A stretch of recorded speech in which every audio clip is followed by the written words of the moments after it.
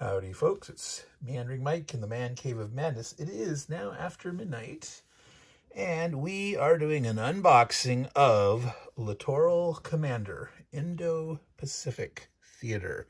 This is by designer Sebastian Bay. It is published by the Dietz Foundation. This is a grand tactical educational wargame. My understanding is this was originally designed as a professional military education tool and was then modified or revamped a bit for commercial release as a game. So let's take the shrink off and take a look at the back. I've got my new shrink removal tool. Yes, that's an oyster shucker. It's much easier for not worrying about poking myself with a knife or pointy tweezers or cutting the box. It's got a nice dull blade and just a tiny bit of a point that's not really a point. You know, familiar with oyster shuckers, you know what they're like. All right, so put that shrink off. This should not glare. And I'm gonna tilt this a bit here, and then I'm gonna zoom in towards the bottom area. So it says that it's a sandbox style card driven game. Now, as you can see here, these are hex maps. There are 4 maps in this game. And there are counters. I think it says down here at the bottom, 196. So it's a hex and counter war game with cards. There are a ton of cards. 244 cards. There's also blocks. No, it's not a Euro. It is a war game. Hex and counter with cards and blocks. 10 discs. 3 player aids. Rulebook, scenario book. Game board. It's game maps. It's not mounted, is my understanding.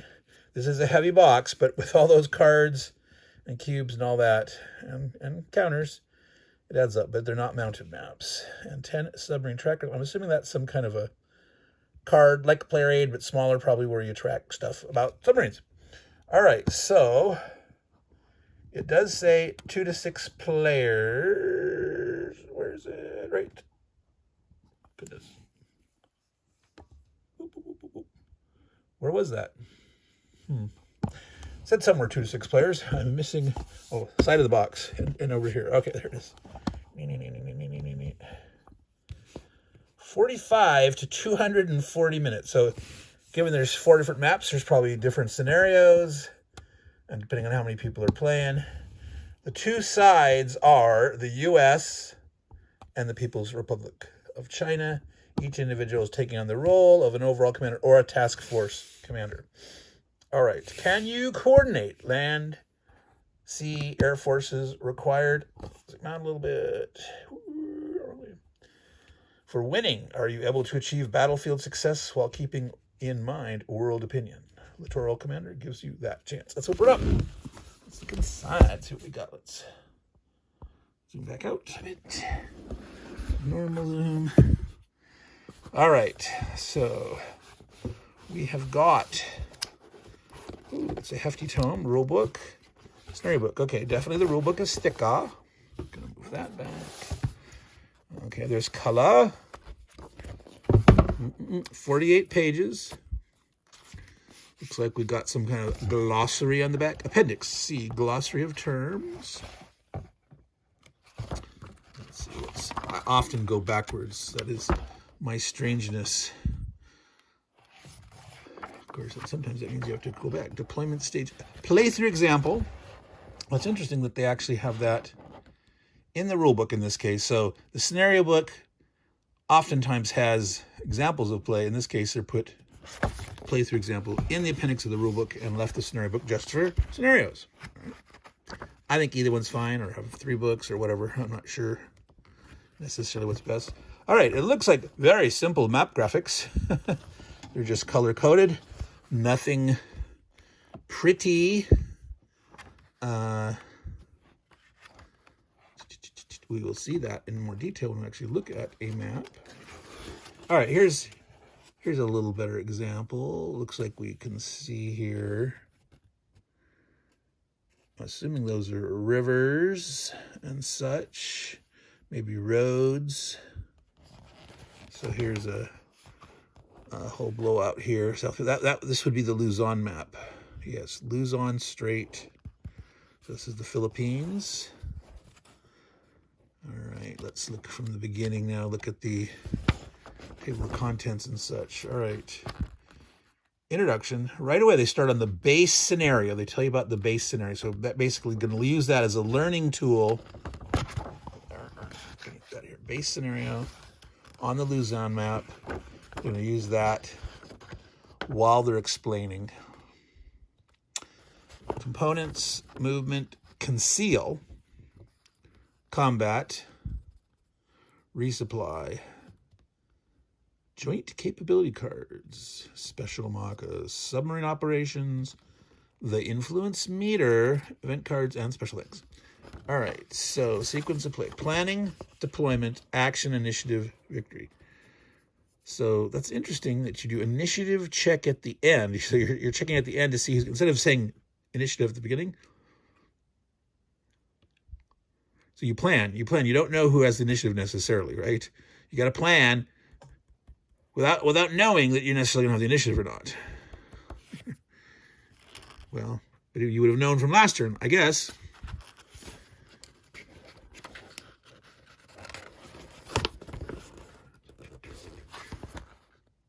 Planning, deployment, action. The team that destroyed the most enemy units, not counting Mildeck units. Mildeck. Am I familiar with that term? I am not. It is sort of half in my brain. Military deception. Mildeck counters in a war game represent physical equipment or systems that appear like their counterparts in terms of emissions and or visual profile. So it's just like the fake blow-up tanks in World War II in England and in Ukraine. Ukrainians had various artillery systems sitting around that were evidently just blow-ups that the Russians were trying to shoot at and stuff. All right, so Mildeck, military deception. So obviously those don't count. But basically, whoever shot up the most units is going to get initiative in the next phase. That's interesting. All right. So there's a lot of white space on here. So it's easy reading. It's not a huge font. It's not a tiny font. There's plenty of white space on the page. So this should not be eye strain.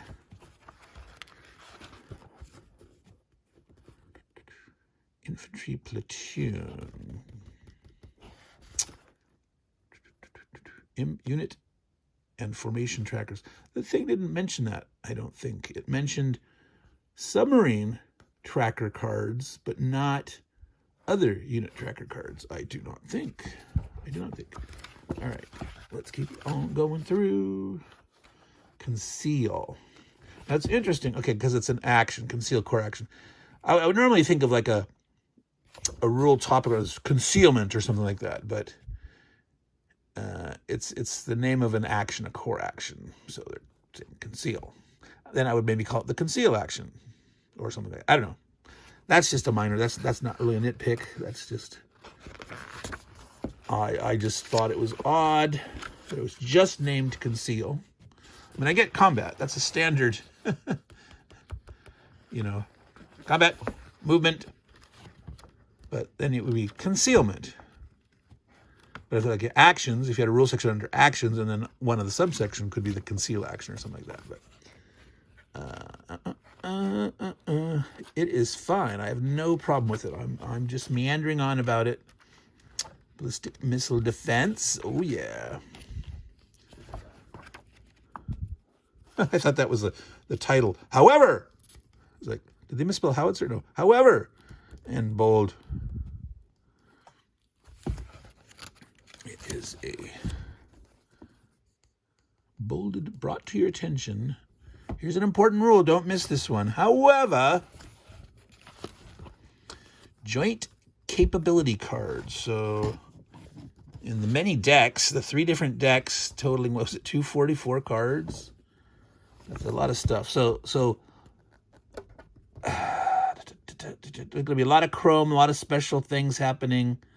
that are going to explain them on the cards. I don't know if it necessarily has rules per se, but, you know, like things that bend the rules, violate the rules, fill in the detailed gaps of certain rules. That's all cool.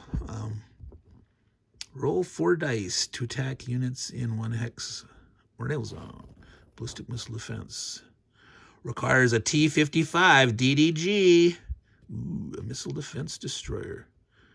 Using an orange cube, indicates supply of 6 on the unit tracker. For every BMD intercept attempt, reduce supply by 1 intercept. I think that's a rule reference. It says 1-14. I don't know if that's a rule reference. Section 1, I don't think. No, Section 1 had no subsections. So that means something else. Oh, wait, intercept. I believe there's die 20s in this game. So that's your chance to intercept is 1 through 14 on a die 20. Because here it said something about roll on 1 through 12. So, all right. I'm not going to look too much more there. Let's keep going. Scenario book. Ooh, creating custom, right up the bat. Creating custom scenarios. Going to talk about that. A meeting engagement. Level of difficulty, low. Turn limit 3. That's a nice way to start. Luzon Pass, 7 turns, but still low difficulty. Red Tide, still low difficulty. 2 players, 5 turns. King of the Straits, medium difficulty. Okay, Malacca Strait. I am not familiar where that is. Malacca Straits. Is that south of Taiwan? And the Taiwan Straits are north, or the Taiwan Straits between China and Taiwan, or blah, blah, blah. See, I have not focused too much on that area in detail. Blockade Runner, high difficulty map on Singapore map, 8 turns. The Beachhead, ooh, actually invading Taiwan, high difficulty, 6 turns. Wow. All right. Interesting. All right. So no fluffs in the scenario book. no graphics. All right. So this is paper maps, but it's kind of like a vinyl. It's slick. It's got some thickness to it. It's the kind of paper that if you spilled on it, if you got it wiped off really quick, it might not wrinkle. We like it. I mean, personally, I do not let people drink at the table when we're gaming. I got cup holders. That's why I use Fiji water. Plug there. In a bottle with a cap. I use my own. I drink right out of it. All right, let's see here. I'm going to zoom out. This is the Malacca Strait. Malacca Strait. Okay, so here it's Singapore. So they have a Malacca Strait, one other scenario, but then they also had a Singapore scenario. So there's 2 on this map. Telaga, Raja, Batam, Kluang, Batu Pahat. All right.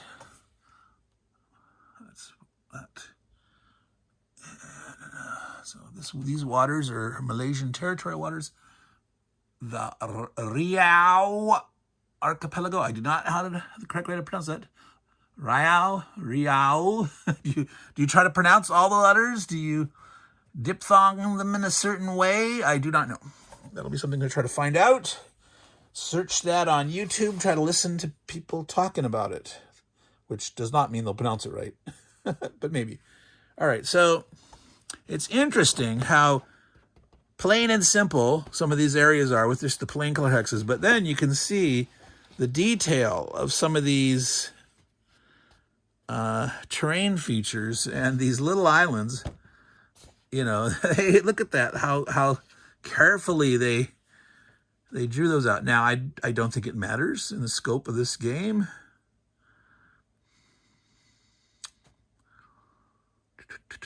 I really don't think it matters. I think you can, well, I can imagine you not being able to move from here to here, but maybe you can, because those are all green surround the borders. But it really makes sense. I don't know. To be able to move from there to there doesn't make sense to me. Certainly not from here to here. So we will see what the movement rules are like. Let me close that one up. Yeah, I like the material of the maps. Four maps. So I'm gonna try to move this over. Put this in the corner. I'm gonna put that in there along with that in there.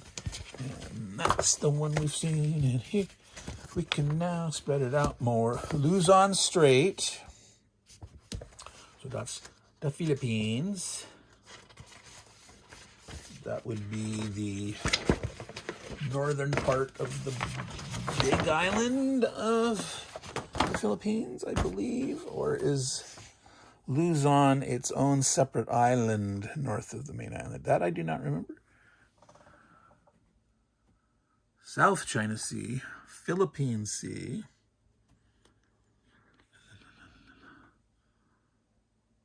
Babuyan. Okay, I am zoomed out. I'm going to zoom back in a bit. Looking at some of these names. Vigan, not vegan, but Vigan. San Fernando, so that's a place that kept a Spanish name. Baguio, Bolinao, Dugupan, Kawayan. So some of these sounds like more like Tagalog names, and some of them are more Spanish-oriented names. That's interesting. Alrighty, so that's pretty simple here. There's not a lot. So, you know, there's airports and cities, extra airport up here, a port and airport. This looks like a capital of the area here. Baguio. Yeah, not a huge amount of development here. This is not a big population center. Interesting with all those up there. So that'll be interesting to see what these scenarios are about. Forward that one up. Ooh. Taiwan Strait.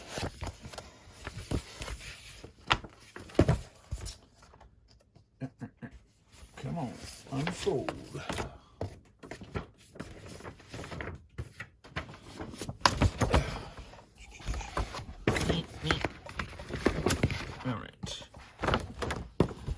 There's Taiwan. See, Taiwan. Kind of blends in here. Stands out fine on the orange and the yellow, but on this brown, that choice of it's not black writing. It's a bluish grayish. More blue here when you see the blue against the light blue, but it makes it looks a little kind of grayish. See here, nice crisp black. Well, yeah, it's still hard. It's easier to see in person right on the map than through the camera. There's a little more. This green looks darker through the camera. This green's a little lighter in actual. So you can see how crisp the black looks against the light blue. Or there's Taipei right there on that yellow or the orange. But it's pretty, I'm in shadow, but even if I get out of the shadow, let me zoom in. Maybe. Yeah, when I zoom in, you can see a little better. It's a little lighter on the map itself than looking at it through the camera, but that's more readable there. And of course, we've got the Chinese coast. What? Well, folks, Meandering Mike back here. The screen just blanked out. It's like, is it this like, it didn't stop. I don't know what happened. It just blacked out. I checked, I had 80 gig free and only had 25 gig in my deleted files. I deleted that. So yeah, I still had 55 gig free. So I don't know what was going on there, but I'll splice this together. So we were just about to look at this. Matsu Island. It says Taiwanese territory. Kimin. It says Taiwan. Are you kidding me? Taiwan actually owns and occupies these little islands right here on the coast? Is that true? Oh my goodness. I absolutely did not know that. Is that really true? Wow. That's like amazing crazy talk to me. Like, I had no clue. Did you have a clue? Did you know this? Did you know this? That there's these little islands that say here that those are part of Taiwan? Wow. All right. Learn something new every day. Got to find out about that. That is just oh my gosh. I'm stunned. All right. So big old potentially invasion scenario here. And I'm sure I think there's another scenario, some kind of just naval and air only kind of scenario in there. Taiwan Straits. All right, that's 3 of the 4 maps. The last one is Ryukyu East, is what the name of the map is. Western neighbors. Okay, this is a much smaller island chain. All right, I'm going to zoom out to get the bigger picture. So Philippine Sea, East China Sea. So Luzon would be down here somewhere, and this would be farther up. So, because this was off of Luzon, was the South China Sea, and this would be the East China Sea. And this is still considered the Philippine Sea here. But yeah, you would expect to see the Luzon map down this way. Miyako Strait, Okinawa. There it is, Okinawa. What is that? Amami, amami, not umami, not the Japanese word for flavor. That's not anything else. I don't understand the word umami. Really, it's not salty. It's not bitter. It's not sweet. What's it? Sour. It's umami, flavorfulness. That's just not those other ones. I don't understand that really. Tokara Islands. So, it was called Ryukyu East. I do not see, so far, anything on here named Ryukyu. I'm going to zoom in a little bit and look at those.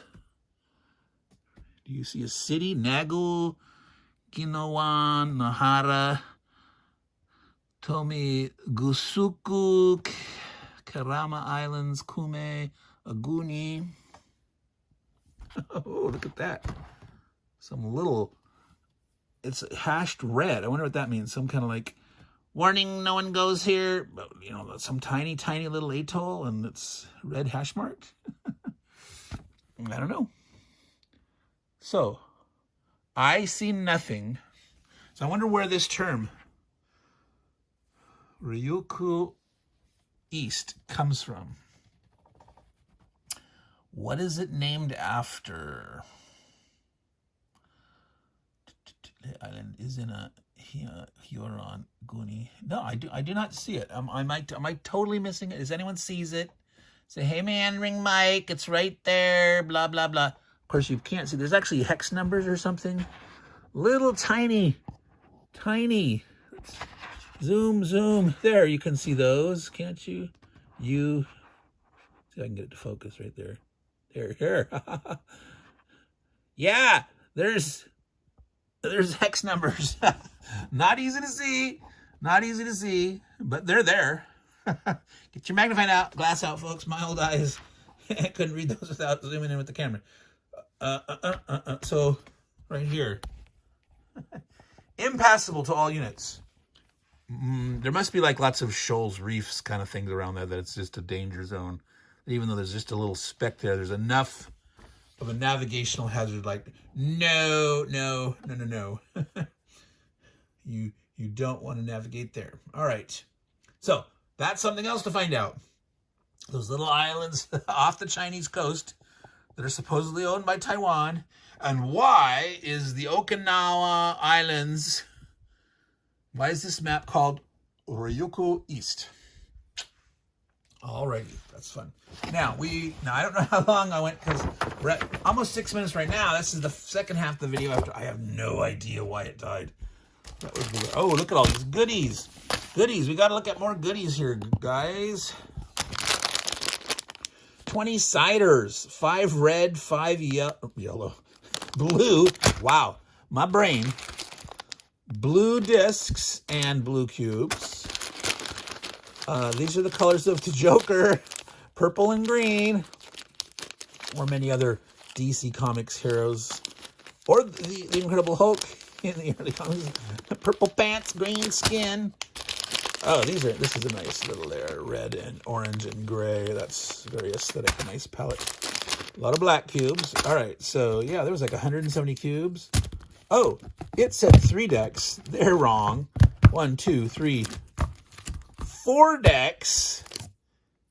And that looks like a half deck. So there's more goodies than the back of the box tells you. Now, I'm assuming there's still, what was it, 240 something cards? What did it say? I have it upside down. I'm trying to read it upside down. Blah, blah, blah, blah, blah. Tracker, counters, 244. Wow. So if these are 52 card decks or 55 card decks, often they make them in 55. So 10 to 20, and then this would be about 24. Yeah, about, it looks like half or a little bit less than half. So wow, that's a lot of cards. I'm not gonna open these now, guys. Wait, this one's in a Ziploc, not a Ziploc. Well, it's got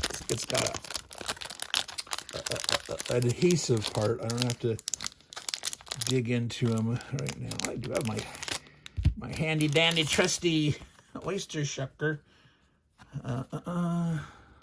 So those are not event cards. That's interesting. That's 2 cards. V-Bat. So I wonder what, okay, there's event cards and then there's some, I'm gonna try to keep them. I often don't like just mixing things up when I open them, because sometimes they're together for a reason. Like these cards are used optionals, or these, you know, some games even have things in a certain order, like do not shuffle this beforehand. You know, for the training scenario, we want these in order. Like, oops. So these are interesting. Green, yellow, cyber attack.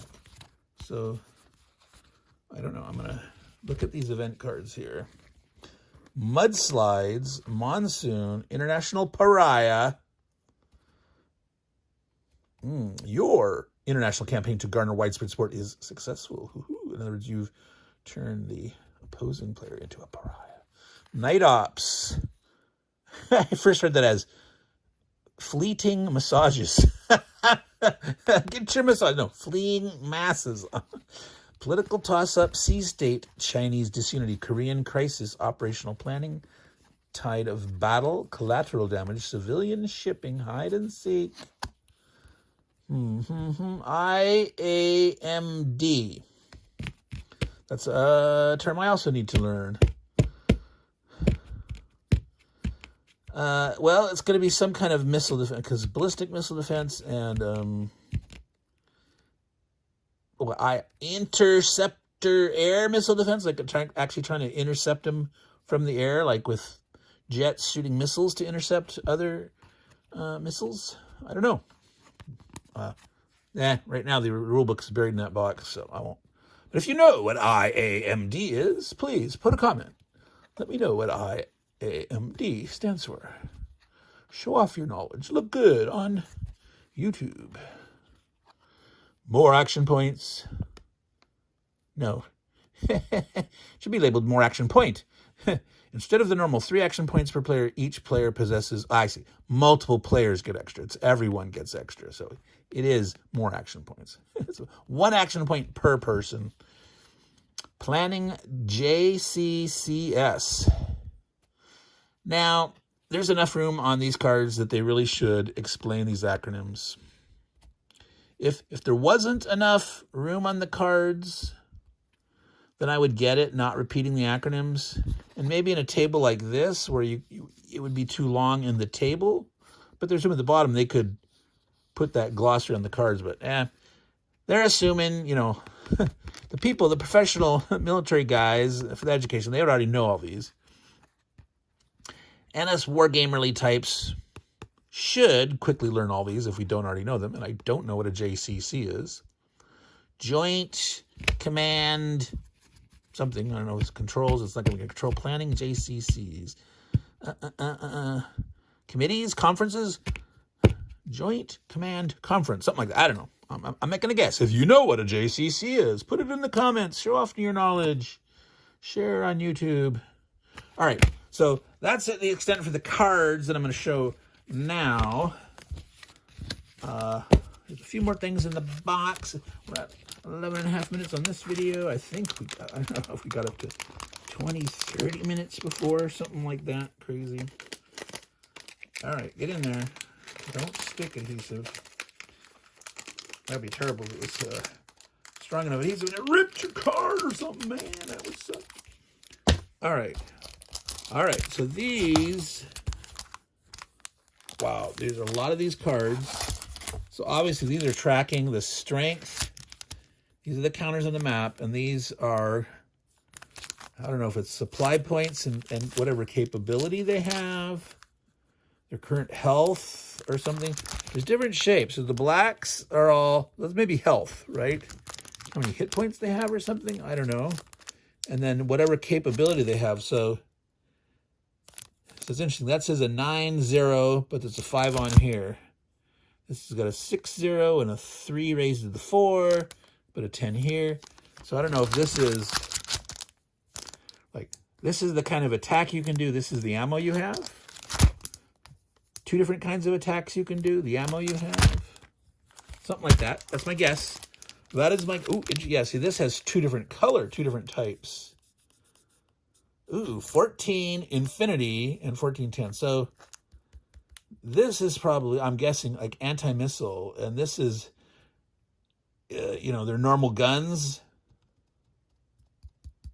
So I'm going to guess.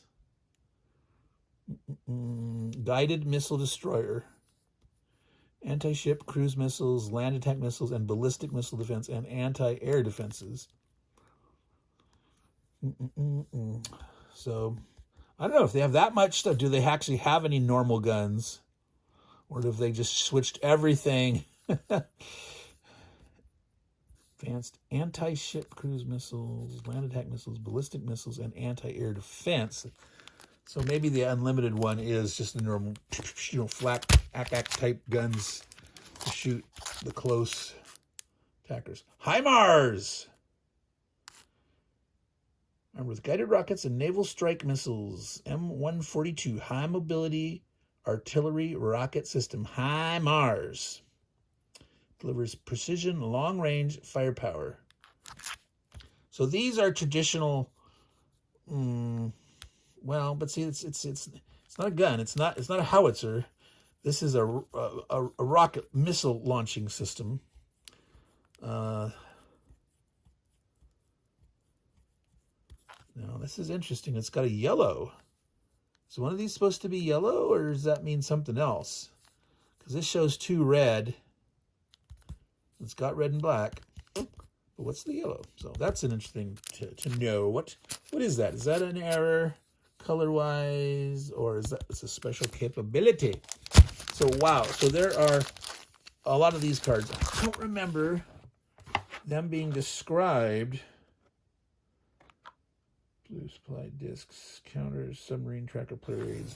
Yeah, these were not mentioned on the back of the box, because this here, these are the submarine trackers. These are actually quite thin. These are just like the pages of the rulebook. The glossy. There was 10 of these. Oh, they're double-sided. 5 sheets. So that's not really 10. Because you ain't gonna write on these yourself. You're gonna photocopy these if you wrote on them, you'd only be able to use them 10 times. And obviously, so if you just need one per game, but you don't want to write on them, you're gonna photocopy it. You're gonna photocopy it. All right. Player aids.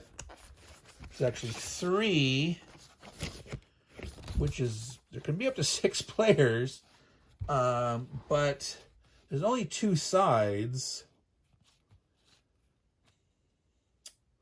So you have one for each side and an extra one. So like whoever's currently doing their turn have one, and then each of the other sides can potentially have one. So in a 2 or 3 player game, you got enough. In a 4 player game, the side that's not currently maneuvering should have one between them and the other 2 guys. I don't know, something like that. You got 3. You got 3.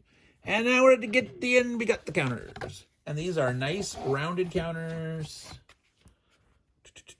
They look well-centered, no registration, apparent problems.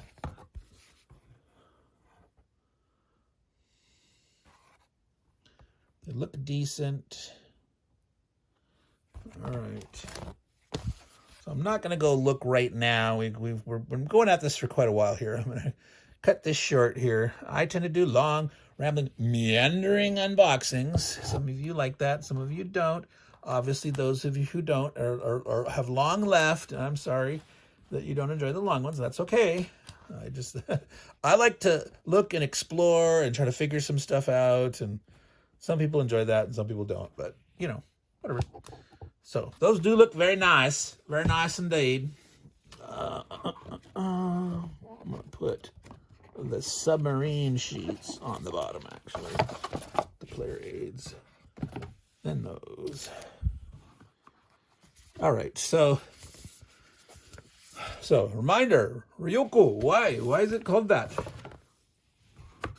Check out the Chinese coast off of Taiwan. Are there really those little, I'm gonna go check Google Maps and see what I see. What does it say? And do some Google foo and try to find out about where exactly all that territory. Wow, there's so many of these cards. If there's actually like one of these for each counter, man, some of those bigger scenarios, those maps weren't huge, but you're going to need space for these guys. I'll tell you. You can't quite put them in 4x4 that way. I'm like, all right, how did all these fit in the box? Uh-oh. Am I not going to be able to get them all back in the box? How did they fit that all in there? Are you seeing what I'm... It's like, wait a minute.